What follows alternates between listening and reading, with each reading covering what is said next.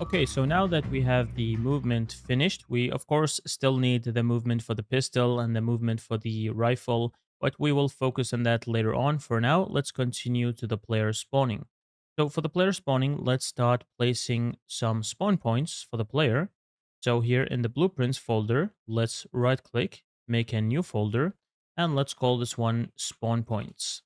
And again, let's right click this folder. I'm going to set the color to this one again, and inside of this folder, let's right click. Now, to make the spawn points, we need the player start so the player can actually start into the level.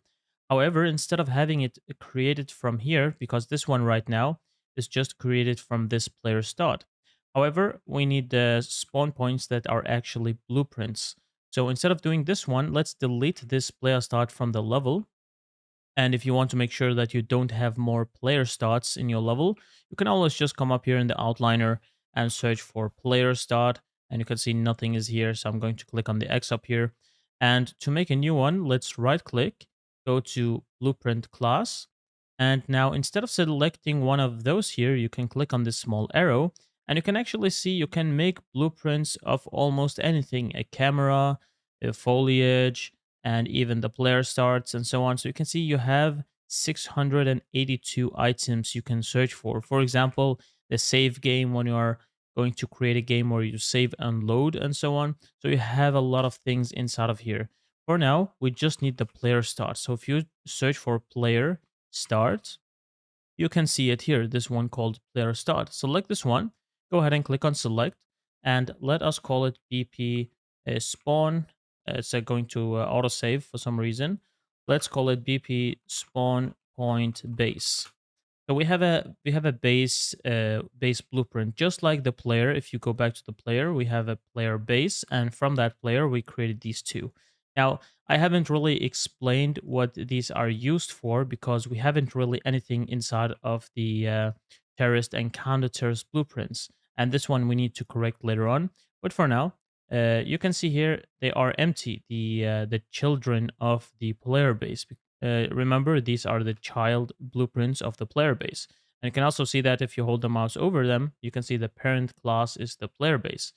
And we are going to explain it in this section, how they are used. So for now, let's go back to the spawn points.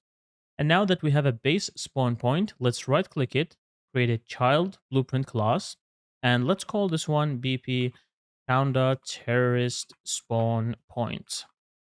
And let's right click the spawn point base again and create another child blueprint class. And let's call this one BP terrorist spawn point. Okay, so we have a counter terrorist spawn point and we have a terrorist spawn point. Now let's go ahead and place them inside of the level. Let's take the counter terrorist first and place it into the level somewhere. For example, here. And you can again click on E to rotate, and you can rotate it around just like that. You can see you have this blue arrow, and this is where the player is looking, because you can see if I click on play now, the player is looking in that direction. If I rotate it this way and I play, the player is rotated this direction. So to make sure that they are looking the correct direction, let's go ahead and make it point toward that direction like this. Okay. Now you can always adjust the spawn points later on, but for now I'm just going to place them where I think they would be the most optimal. So for example, the counter terrorist here, you can always hold Alt and drag to copy it, and you can place this one here, for example. And I usually put them behind the defense here, because if you put them here out here, they can just kill each other right away. So I usually put them behind the wall so they don't get killed right away. So you can just place a couple of them. This is a third one, and this is the fourth one. Okay, so just like that, you can even place one up here, but I don't want to spawn anyone up here actually. I just want to spawn them down here. Again, for your game, it's all up to you. You can choose where you want to spawn your players, so up to you. Okay, so I have them spawned here, and let me do the same thing. Now over here for the terrorist, let me take this terrorist spawn point and place it somewhere here.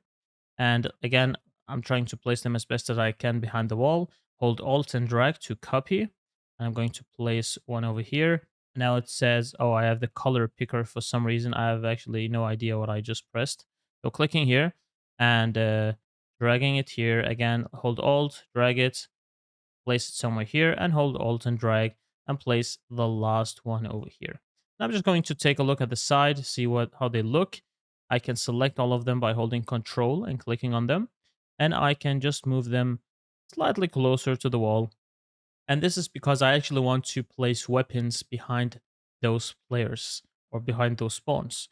Okay, something like that. I think it looks good. You can adjust those spawn points as you wish, but I think this is looking great. So now we have the terrorist spawn points placed, and we also have the counter terrorist spawn points placed. So let's go ahead and save everything and let us move on.